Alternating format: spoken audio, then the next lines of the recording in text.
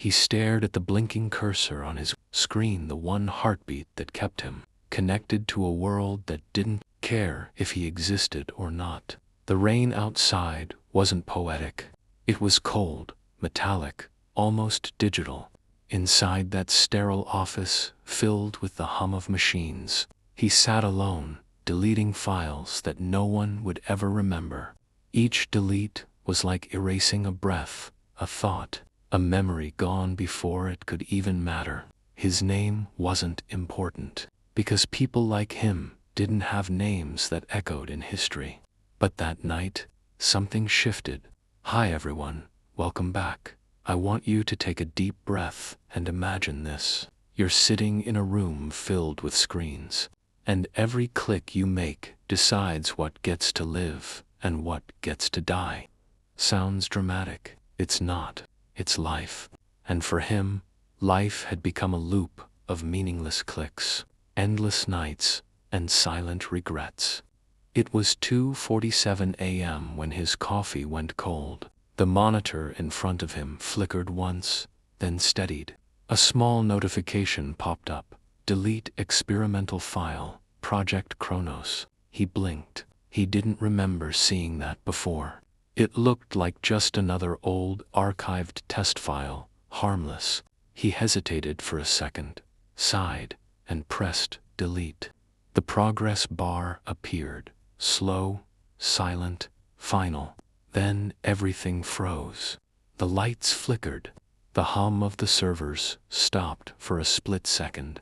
His wristwatch beeped once, twice, then again, the same second, repeating like a heartbeat stuck in time.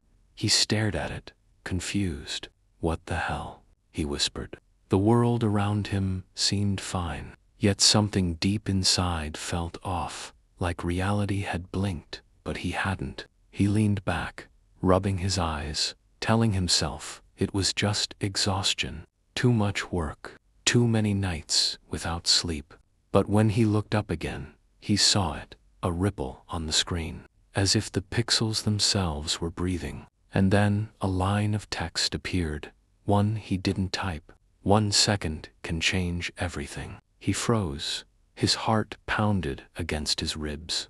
It wasn't a system error. The font was different. The glow was warm, almost human. He tried to move the mouse, but it didn't respond. The cursor blinked again, slower this time. "You deleted the last file." His breath caught. "What file?" he whispered. No response. Just that eerie hum of machines restarting themselves. He rebooted the system, trying to shake the unease. But when the desktop loaded again, the clock in the corner was still stuck at. Checked his phone, same time. He glanced at his watch, 2 hours, 47 minutes, and 9 seconds. He blinked once, and the world blinked with him. The sound of footsteps echoed outside the server room. He turned. The janitor, an old man with tired eyes, walked past the glass door, but his movement glitched mid-step, froze, then resumed, like a broken video file. His pulse raced. He got up, ran outside, but everything looked normal again. The janitor was gone. The hallway was empty. The air smelled faintly of burnt circuits. He went back to his desk, trembling fingers hovering over the keyboard. He opened the recycle bin, empty. The file was gone for good. But then he noticed a small folder at the bottom corner that hadn't been there before. Undo time, access restricted. His curiosity burned brighter than fear. He clicked it. A small window opened, showing lines of code and a single sentence at the bottom. "Every second you waste will replay until you understand why it matters." The screen flickered again. The lights dimmed. Suddenly, his wristwatch began to vibrate violently, flashing to hours, 47 minutes, and 9 seconds, over and over. Then, silence. Total silence. He looked around. Everything was still. The hum of machines, the whir of the fan, the tick of the clock, gone. He could hear his own heartbeat echoing in his skull. Then came a faint voice, distant, like a whisper from the wires. "You can't delete time." He jumped from his chair, heart hammering, and stumbled toward the exit. But when he opened the door, he wasn't in the hallway anymore. He was standing in the same server room, exact same spot.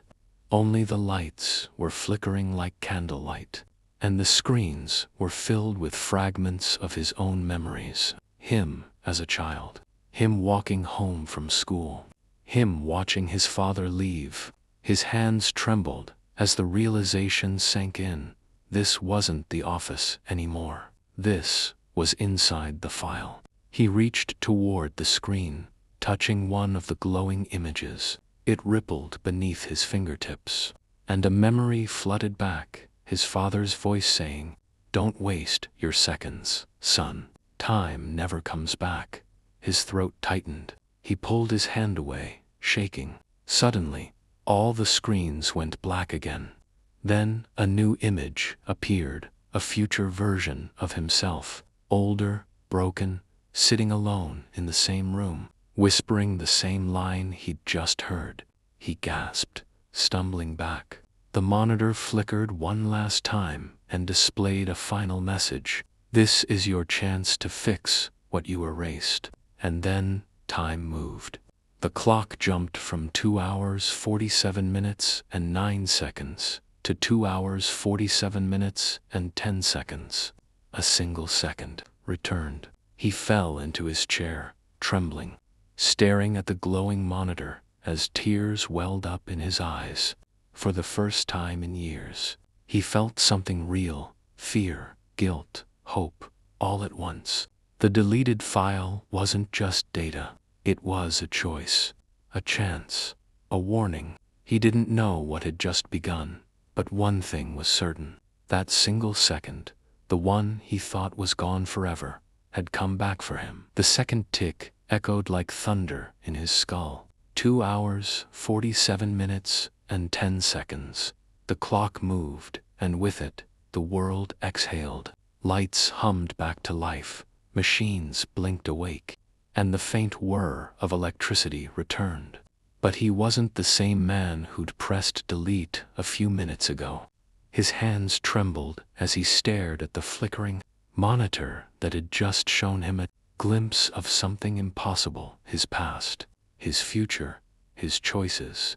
The air felt heavier now, charged, as if the room itself was alive and watching. He tried to speak, but his throat was dry, his words lost somewhere between disbelief and fear. He took a step back and felt the cold floor vibrate softly under his feet, like a heartbeat pulsing through the concrete. Somewhere deep inside, he knew this wasn't over, that second hadn't returned by accident. It was a warning, or maybe an invitation. He opened the mysterious folder again. The same message glowed faintly. "This is your chance to fix what you erased." But now there was a faint pulse beside it, like the screen was waiting for his response. He hesitated, his hand hovering over the mouse. His reflection on the black monitor looked ghostly, pale, tired, the face of a man who'd wasted too many nights believing nothing he did mattered. He clicked. The lights dimmed again, but this time the world didn't vanish. It shifted. The office dissolved into something else. He blinked, and suddenly he was standing in a small apartment. His apartment, or at least it looked like it. The smell of instant noodles lingered in the air. The couch was still broken. The clock on the wall still read. The sound was wrong. Everything echoed, as if time was a hollow tunnel. Then he saw it, a small digital clock glowing on the kitchen counter. It wasn't stuck. It was counting backward. Panic rose in his chest. "No, no, no," he whispered, running toward it. The screen flashed again, showing lines of code. Then words: "You have 1 minute." His hands shook. 1 minute for what? He yelled, his voice cracking against the silence. Then a door appeared, where there hadn't been one before, a door made of light. flickering softly. Something deep inside him whispered, "Go." He approached it, his heart pounding, and reached for the handle. The moment he touched it, the world exploded in light. He stumbled forward and fell straight into memory. Not a dream, not a vision, a memory so vivid it hurt. He was 12 again, standing on a sunlit road, watching his father drive away for the last time. The same car, the same smell of dust and gasoline, the same silence afterward. He wanted to scream, to stop it, to tell that boy on the road to run after him. But his body wouldn't move. The air shimmered again. Another door of light appeared beside him, humming softly. The clock still echoed somewhere distant, 0:38. He stepped through the next door, and this time, he was 22, sitting in a cafe, watching someone across the table cry quietly while he stared down at his phone. He remembered this. He had chosen silence over apology. He had chosen pride over love. His hands clenched. "I could have said something," he whispered. But the memory just played on, heartless, fixed, unstoppable. "I could have fixed it." The clock ticked louder now, echoing inside his skull. 0:24. He turned toward the window. Another door of light. He didn't hesitate. He stepped through. The next scene hit him like a storm. He was 30 now, standing in a dark room, surrounded by packed boxes. The phone on the floor buzzed with a missed call, his mother's name glowing faintly on the screen. He'd ignored it. He'd been too busy working. He remembered thinking, "I'll call her tomorrow." But tomorrow never came. His chest tightened. The sound of her voice played faintly in the air. "Don't stay too long in that office, okay? You'll miss life." His knees gave way. The timer echoed again. He fell to the ground, tears slipping down his face. "Please, just one more minute.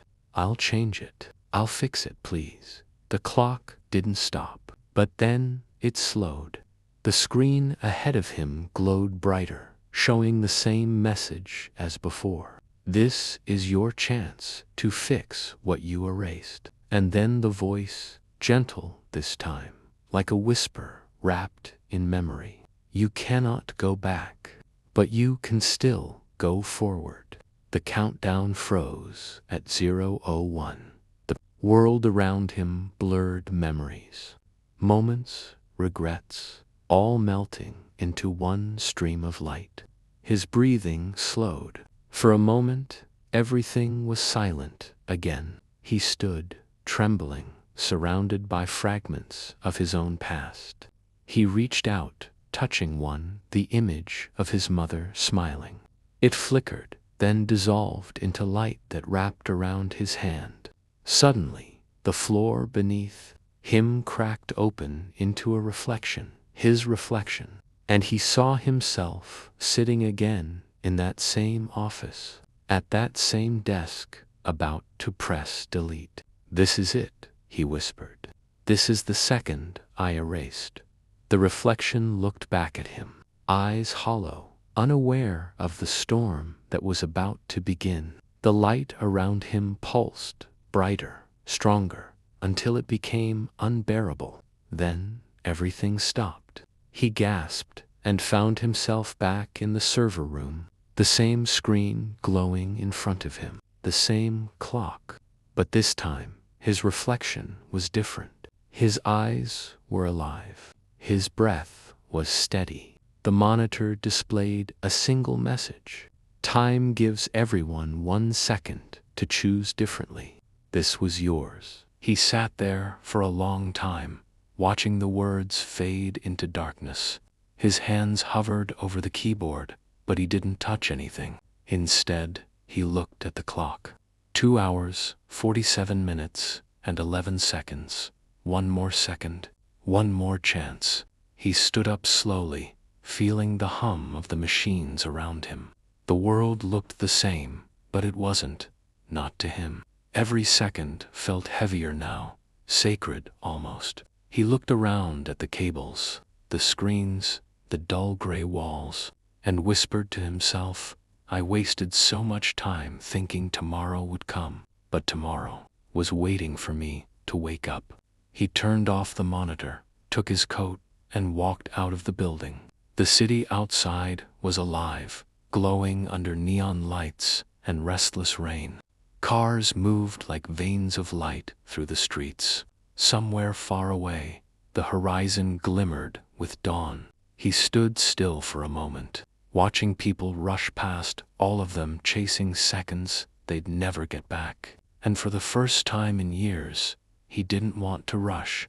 If you're enjoying this story so far, please support the channel, subscribe to learn on English, and drop a kind comment below.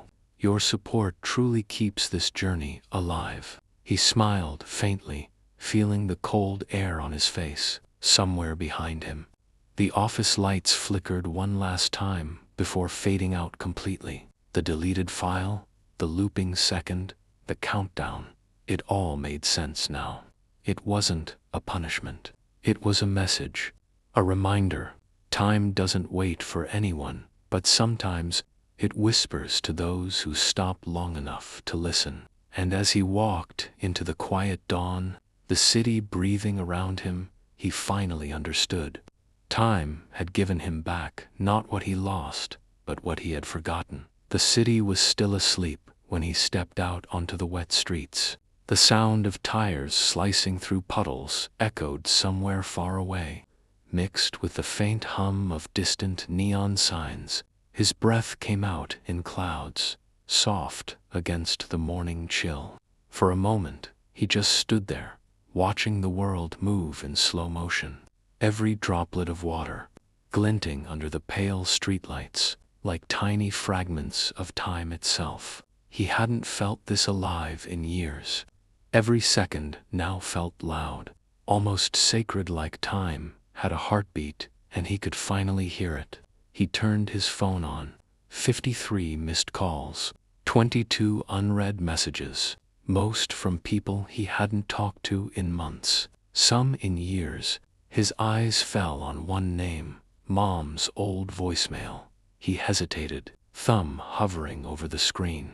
Then he pressed play. Her voice filled the cold air. Hey, I know you're busy again. I just wanted to hear your voice. Don't work too late, okay? Remember to eat something. You sound tired these days. All right, I'll stop worrying now. I love you. He closed his eyes. For a second, he could almost feel her hand on his shoulder. The warmth of a life he had once taken for granted. A tear slid down his face, but he didn't wipe it away. He let it fall. This time, he wasn't running from his past. He was walking toward it to fix what he could and forgive what he couldn't. He started walking aimlessly through streets that looked the same but somehow felt new. The air smelled of rain and electricity. The city's heart was waking up. He passed a small bakery, the same one he used to visit before work but had stopped going to because there wasn't enough time. He smiled faintly and stepped inside. An old man stood behind the counter, humming a soft tune, arranging loaves of bread on the shelf. He looked up, surprised. You're early today. The man froze for a second. Yeah, he said slowly. Guess I finally learned to wake up before time does. The old man laughed softly, not understanding the depth of those words, and handed him a warm piece of bread. First one's on the house. You look like you needed it. He nodded, took the bread, and sat by the window. The warmth filled his hands, spreading gently through his chest. He looked outside, watching people hurry past, faces buried in phones, minds trapped in tomorrow. He knew that feeling. He had lived it. For a while, he just watched. Then he took out his laptop and opened a blank document. For the first time, the cursor didn't feel like pressure. It felt like possibility. He typed slowly. If you ever feel like life is slipping away from you, pause just once. Listen to the second that's in front of you. It might be the only one that matters. He stared at the line, his reflection faintly visible in the screen. For once, he didn't hate what he saw. He looked human again. Hours passed. The cafe, filled with life, laughter, clinking cups, the smell of coffee mixing with rain. He looked at everyone around him and wondered how many of them were trapped in loops like his, repeating days, erasing meaning, waiting for time to give them something it never promised. He wanted to tell them, wake up before it's gone. And maybe, he thought, that's exactly what he would do. Days turned into weeks. He quit his job at the data firm, sold his apartment, used the money to travel across cities, speaking in small cafes, schools, and community halls. He wasn't a preacher or a motivator, just a man who had almost erased himself from time. His voice wasn't perfect, but it was real. He would stand before crowds and say, "We think time is running out, but it's not time that runs, it's us.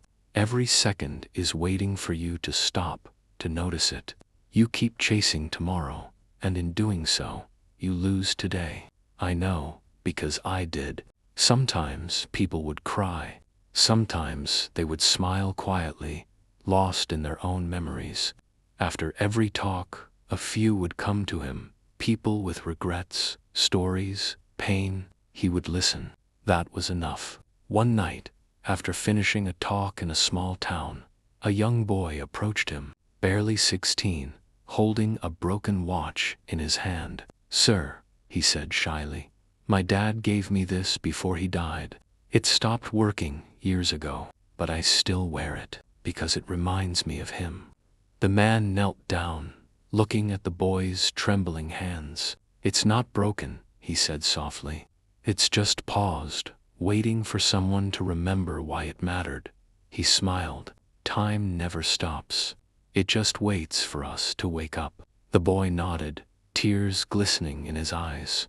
That night, the man sat alone on the rooftop of his hotel, staring at the sky. Stars blinked faintly behind the city's fog. He thought about that boy, about his mother, about the countdown that had changed everything. He took out his old laptop, the same one from that night, and opened the folder again. It was empty now. The message was gone. But as he stared at the blank screen, something strange happened. A faint flicker, then a single line appeared. "Thank you for using your second wisely." He laughed softly, his chest tight with emotion. "I didn't fix everything," he whispered, "but maybe I fixed enough." He closed the laptop and leaned back, letting the cool wind wash over him. Below, the city buzzed with life sirens, laughter, traffic, stories all happening at once. Billions of seconds, all flowing together. He smiled, feeling at peace. The world didn't owe him another chance. It had already given him the greatest gift, awareness, the understanding that every heartbeat was a second you could never reclaim. And maybe that was enough. As dawn broke over the city, painting the horizon in gold, he whispered one last line, not to anyone, but to time itself. "Time never comes back, but this moment is yours, so don't waste it." The sun rose higher. The city came alive, and for the first time in his life, he didn't feel late.